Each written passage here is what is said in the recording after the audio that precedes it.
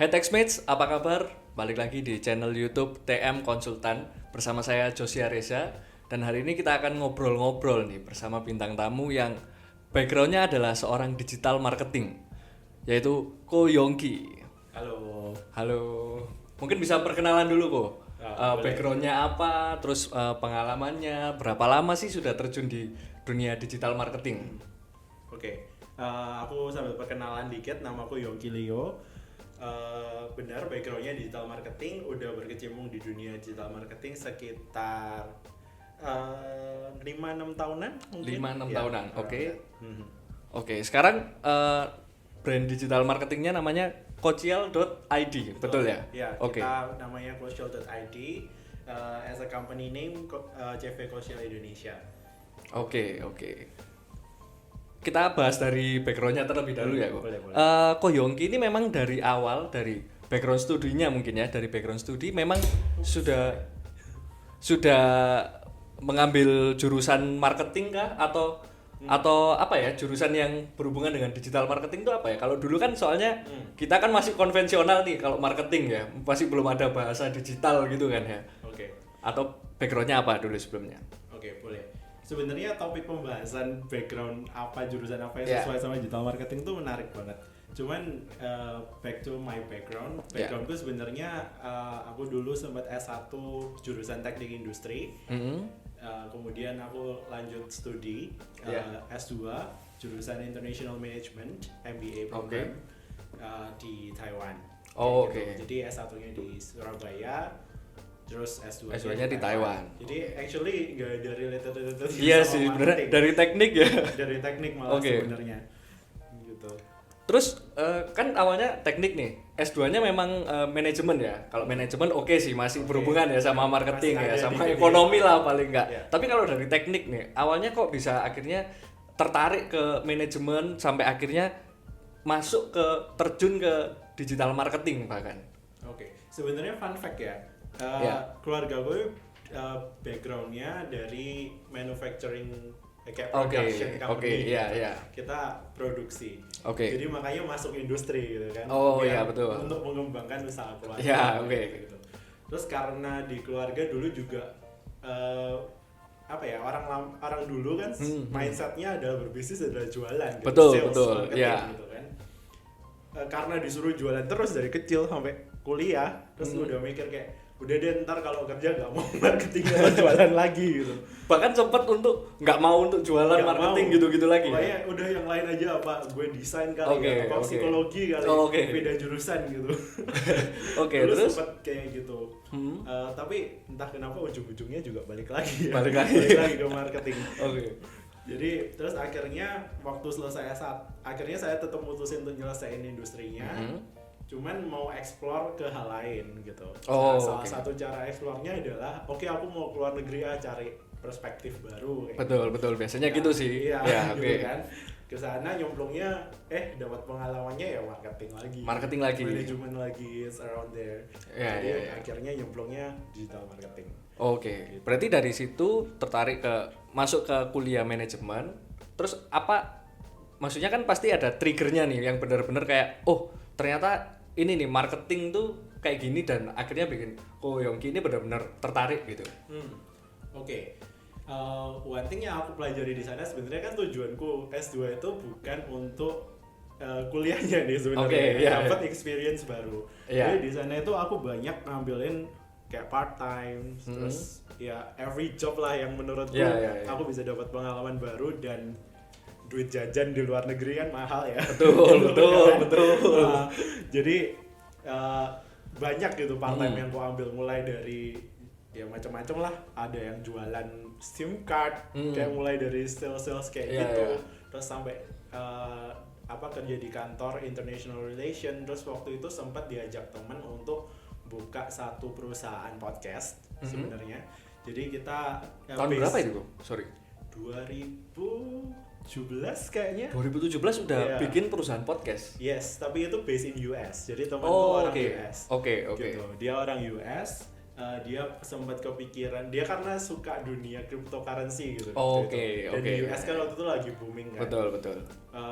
dia decided untuk bikin company media company untuk bahas cryptocurrency technology, blockchain technology, yang seputaran itu. Terus dia ngajak aku mau nggak jadi marketingnya, bantu ngepromotin ini. Jadi waktu itu cuman bertiga lah.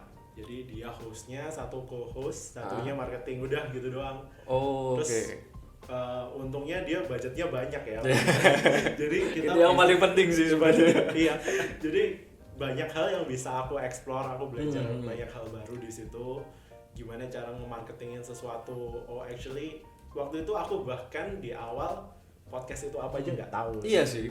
Apalagi itu kan 2017 ya. Iya. Kalau sekarang nih 2023, 2022 semua udah pada tahu. Bahkan anak-anak kecil mungkin cita-citanya apa? Mau jadi podcaster ya kan. Tapi 2017 siapa yang tahu podcast ya kan? Kayak waktu ditawarin mau nggak kamu gabung di podcastku?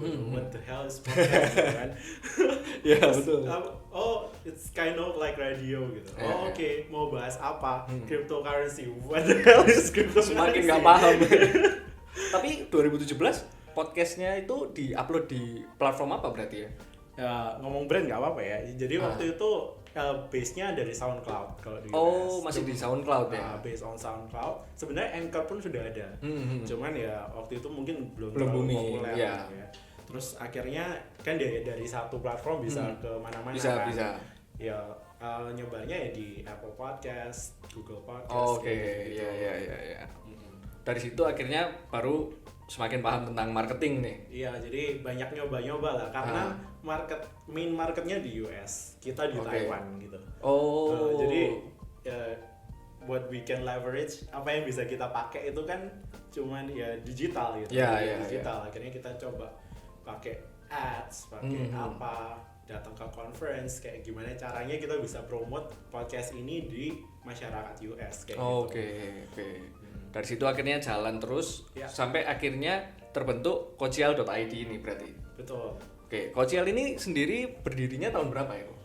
Kocial ini berdirinya 2019. Jadi sebenarnya sebelum berdiri Kocial itu aku juga udah nge-planning karena udah tadi explore banyak di marketing, terus I think there's opportunity gitu. Di Indonesia bisa juga nih kan dulu mindsetnya adalah kalau mau promosi mau marketing harus offline, harus ketemu. Betul dulu kan harus kayak iklan atau paling enggak kalau zaman dulu konvensionalnya kalau mau memasarkan sesuatu bisa di iklan di TV, di radio gitu kan ya, yang mana budgetnya sangat besar banget ya kan waktu itu. Jadi dulu mindsetnya masih kayak gitu. Terus I think there's a lot of opportunity gitu. Kita bisa masuk. Terus aku akhirnya waktu itu kan sambil kuliah sambil kerjain itu.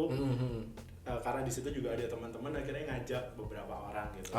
Ngajak satu orang sih. Terus dia ngajak temennya lagi, itu kita bertiga bikin namanya The Horizon Marketing dulu namanya. It's kind of the same with Kocial, digital marketing agency. Kita cari kliennya di Indonesia. Hopefully nanti waktu kita pulang kita bisa ngelanjutin itu gitu. But it ends up kita nggak terlalu cocok lah ya, pengalaman pertama mencoba sendiri, terus ternyata partnernya kurang cocok kayak gitu. Terus and then aku memutuskan untuk jalan sendiri.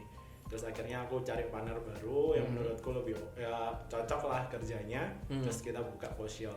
Buka Kocial ini akhirnya 2019 ya berarti.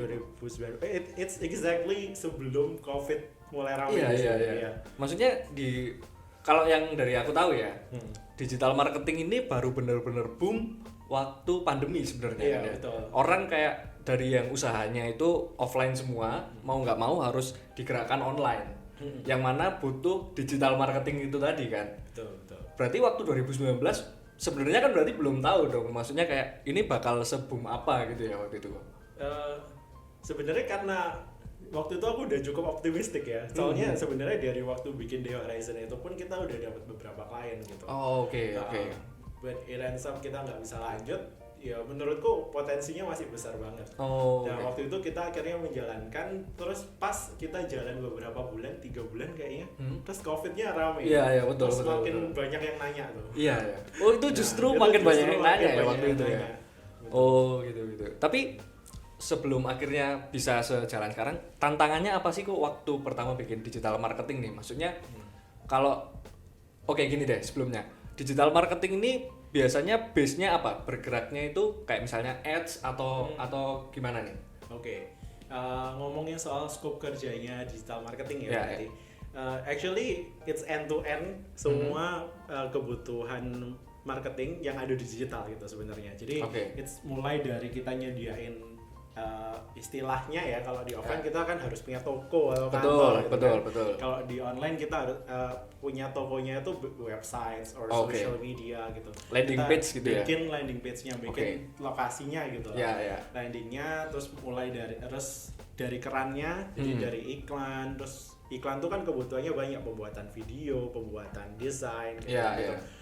It's actually end to end gitu, mulai dari situ terus ke advertisingnya juga. Advertising kan platformnya juga banyak ya, ada Facebook, ada Google, ada betul. banyak banget. Terus sampai ke analisisnya, jadi sampai ke analisisnya, reportnya. Soalnya salah satu perbedaan marketing konvensional sama digital marketing kan sebenarnya digital marketing itu trackable gitu. Iya betul. Kita bisa ngelihat hasilnya ini efektif atau enggak. Iya. It's actually countable dan kita bisa kayak doing continuous improvement gitu dari effort yang udah kita lakukan. Jadi analisisnya sampai reportnya, terus kita get back lagi ke depan gimana cara kita memperbaiki strateginya kayak gitu. Oke. Itu berarti itu tadi kan scope-nya nih. Kalau tantangannya nih apa nih kok? Kan dari yang awalnya 2019 lah ya, kita hitungnya 2019 yang mana orang belum sepaham itu tentang digital marketing. Masih merasa kayak ngapain nih? Sesimpel kayak misalnya gini, mau jualan gitu ya, mau punya toko atau apa. Masih banyak di tahun-tahun itu orang yang Instagramnya nggak ada. Yang sekarang Instagram kan jadi landing page nih. Semua toko, semua online shop, Instagramnya apa dulu nih gitu kan.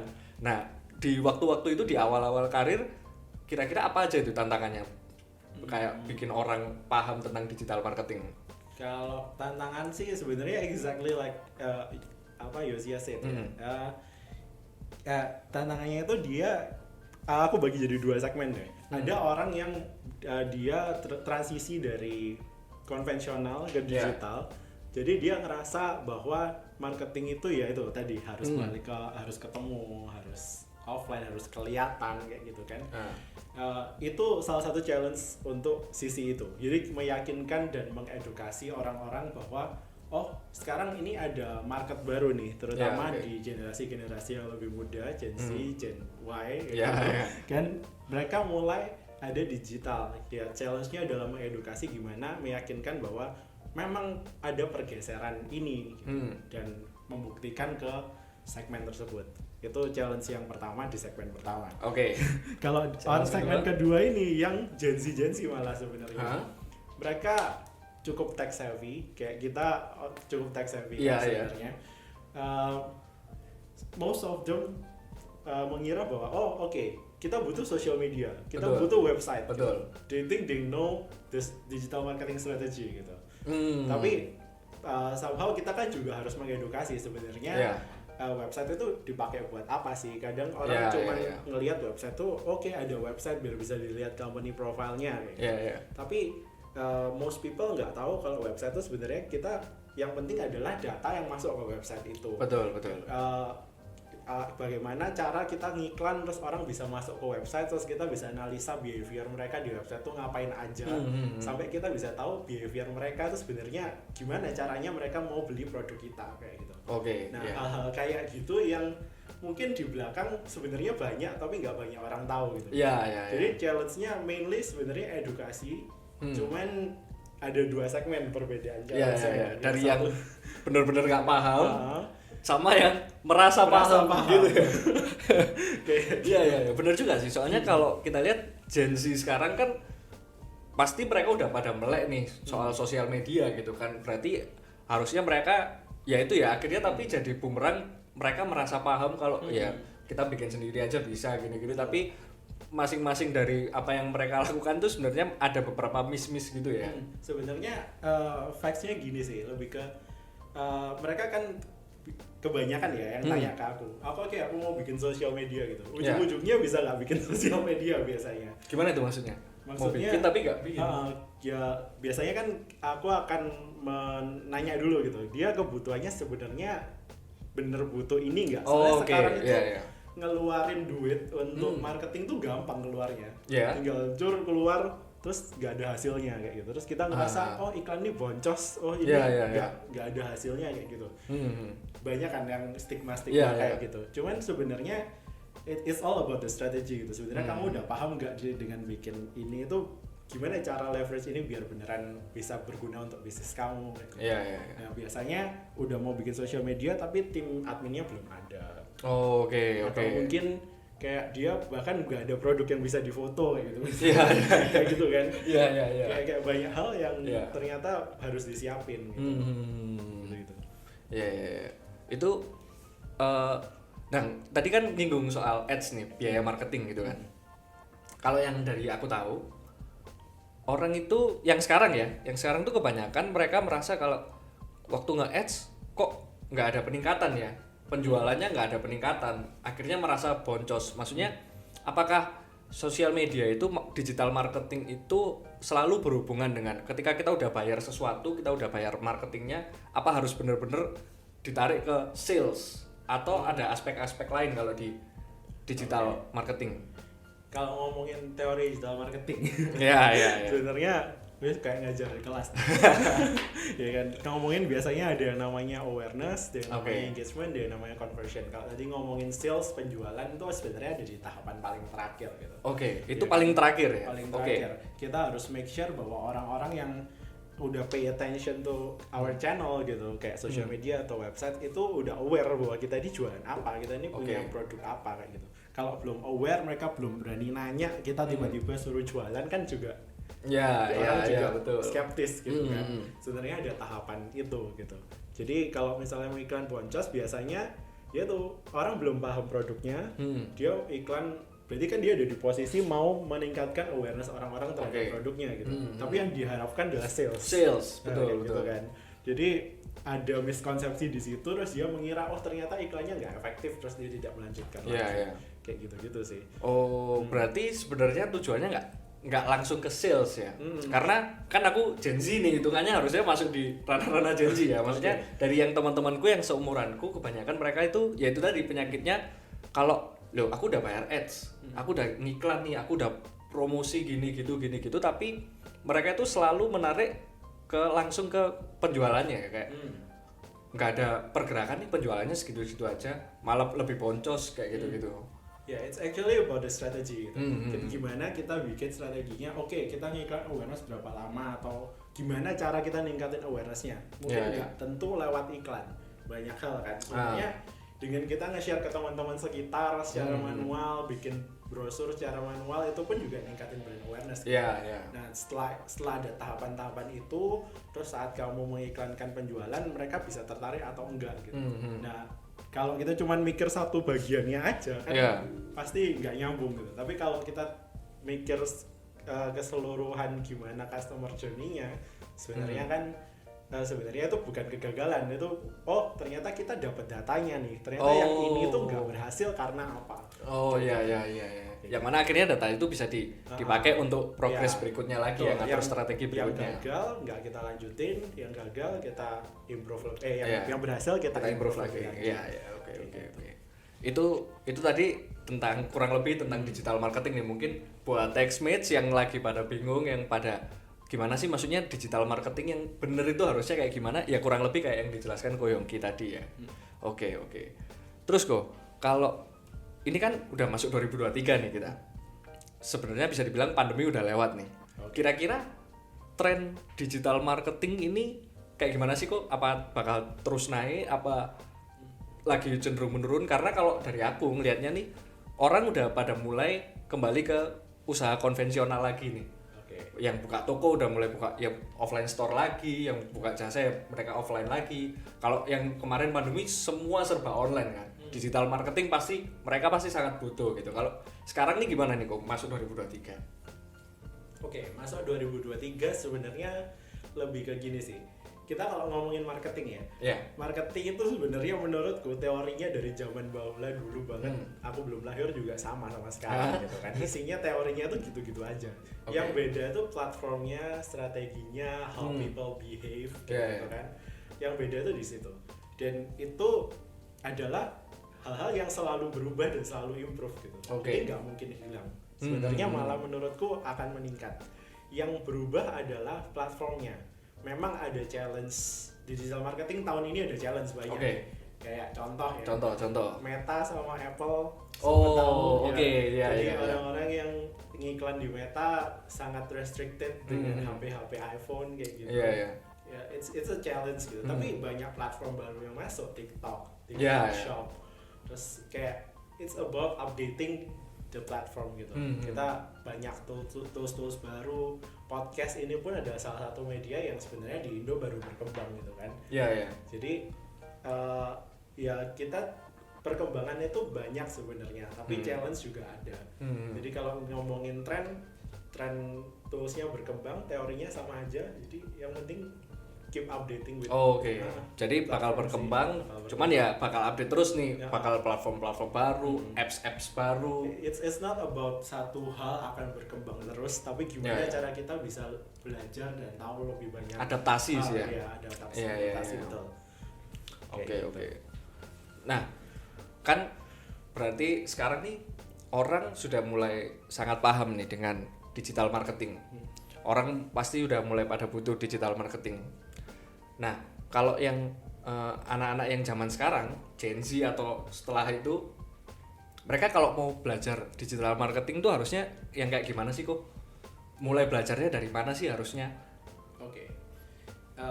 Mulai belajar ya. Sebenarnya kalau ditanya dulu, aku juga nggak punya background digital marketing.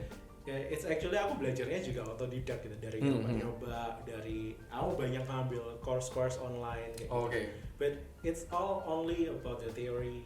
Sebenarnya cuma teorinya aja gitu.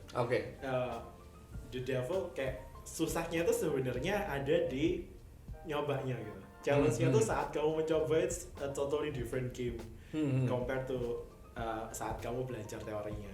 Gitu. Jadi menurutku belajarnya dari nyoba sih. Learning by doing berarti ya. Learning by doing. Kamu tahu bisa ngiklan di sini, tapi kalau kamu nggak nyoba, kamu nggak akan tahu challenge-nya apa. Kamu tahu social media works, tapi kamu nggak pernah bikin social medianya gitu. It's nggak tahu gitu kan. Gitu. Terus fun fact juga ya, kayak aku bukan fun fact sih, fact. Aku ada beberapa kali ngajar juga di kampus tentang digital marketing. Banyak kampus-kampus juga sebenarnya nggak update gitu dengan digital marketing. Dan mereka banyak yang ngambil course di luar kayak gitu. Cuman persepsinya adalah setelah mereka ngambil course terus mereka merasa aku bisa gitu. Tapi nggak ada dicoba ya, langsung menyarankan orang ABCD tapi dia nggak tahu market kenyataannya kayak gitu. Jadi ya learning by doing sih. Coba aja cari pengalaman lebih banyak. Harus memulai dengan sosial media diri sendiri dulu, atau bisa langsung nih kalau misalnya ada yang mau terjun berkarir di dunia digital marketing, apakah mereka harus membuktikan dengan ini sosial media aku nih, boom, misalnya kayak akun TikTokku sekian juta followers atau akun Instagramku, atau mereka ya bisa aja kalau mau bangun brand dari nol gitu? Bisa aja ya, aku contohnya. Aku ya ini fun fact beneran kalau ini. Fun fact-nya aku gak terlalu peduliin sosial media sendiri malah soalnya satu HP account-nya udah banyak gitu kan buat terus ngelihat notifnya sendiri udah tenggelam entah gimana. Betul. Jadi udah terbengkalai itu sebenarnya. Cuman kalau ngomongin pengalaman, sebenarnya digital marketing itu bidangnya juga banyak kan, cuma sosial media. Kalau misalnya kita ngomong sosial media ya, kamu mau pro di sosial media ya kamu nyemplung di sosial media, kamu coba gitu. Kamu mau personal branding ya coba. Karena ada juga SEO, SEM kayak gitu, website. Kayak yang mau kamu tekuni ya itu dulu dicoba gitu. Gak usah kemana-mana dulu. Digital marketing is like a whole new world. Kalau mau coba semua juga. Berarti tipsnya apa nih kok kalau misalnya buat Textmates nih yang baru mau memulai berkarir di dunia digital marketing, tipsnya apa nih kalau dari Ko Yongki? Tips ya? Tipsnya berani mencoba. Berani mencoba berarti ya? Berani. Soalnya ya tuh sebenarnya di dunia digital ini kan bikin kita gampang melakukan apapun gitu. Jadi karena gampang, kadang kita meremehkan ya wes gampang gitu, nggak usah dicoba lah, kita isal lah, gitu kan. Banyak hal-hal kayak gitu terjadi. Tapi kalau nggak kamu coba nggak tahu gitu. Jadi berani mencoba sih sebenarnya. Berani Coba aja mencoba. dulu. Oke. Gitu. Kalau tipsnya ada nggak yang kayak gimana sih cara meyakinkan kalau misalnya oke nih berani mencoba, tapi kan kadang orang juga butuh tahu kayak backgroundnya apa nih atau kayak portofolionya apa nih. Nah gimana kita meyakinkan orang itu ketika kita mau berkarir di digital marketing tapi kita belum punya portofolionya atau semacamnya itu. Oke. Jadi marketing itu sebenarnya menurutku ya kreativitas. Jadi gimana cara kita meyakinkan customer dengan strategi dan kreativitas kita. Nah, kenapa kok gitu? Soalnya mungkin aku sebagai digital marketer, terus aku ketemu digital marketer lain ngobrolin satu klien yang sama, mungkin strategi kita bisa berbeda. Gitu. Iya. Dan apakah salah satunya salah? Enggak juga, gitu kan? It's about creativity. Gitu. Jadi gimana cara kamu bisa menciptakan sebuah strategi yang make sense buat kamu dan buat klienmu gitu. Kalau kamu bisa meyakinkan mereka, then there is it gitu kan. Punya portfolio it's good. Kalau misalnya kamu bisa meyakinkan juga good. Kalau kamu nggak bisa dua-duanya ya cobalah sendiri gitu. Oke. Do it by yourself gitu. Bisa juga sebenarnya. Oke, setuju. Oke. Itu tadi udah seputar digital marketing nih. Sekarang gimana nih kok? Goals kedepannya apa lagi nih? Goals ya sebenarnya ngembangin sosial lebih lagi ya. Sebenarnya karena aku tadi bilang bidang digital marketing itu luas banget. Jadi sekarang udah cukup banyak scope digital marketing yang udah bisa kita handle. Cuman ya tentunya masih banyak lagi yang bisa kita explore. Jadi yang pasti ngembangin lebih ke banyak bidang digital marketing deh. Kayak gitu sama expanding market ke lebih banyak orang sih, mengedukasi lebih banyak orang tentang digital marketing. Oke. Bisa share quotes nggak kok buat Techsmates nih yang di luar sana lagi pada butuh mungkin quotes tentang digital marketing atau apapun itu bisa di share kok? Quotes ya. Ya. Quotesnya kayaknya sama kayak yang tadi ya. Apa itu? Berani mencoba. Oke. Berarti kesimpulannya sebenarnya kalau kita mau memulai berkarir di dunia digital marketing itu kuncinya adalah berani mencoba. Soalnya kadang gini ya, mungkin berani nyoba ini sebenarnya nggak cuma di dunia digital marketing doang, di mau mulai bisnis pun juga mulainya dari berani mencoba. Gitu. Cuman karena it's digital, mostly free, ya why not? Iya. Sekarang dengan semua platform ya kan bisa dari YouTube, TikTok atau apapun itu. Bahkan kamu nyoba membuat nggak ada revenue-nya pun itu jadi portfoliomu gitu. Iya. Kayak gitu kan.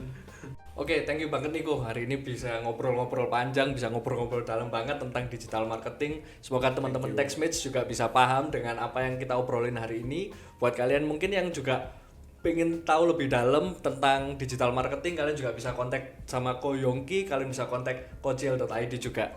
Oke, Techsmates, thank you. Sekian obrolan kita hari ini. See you next video.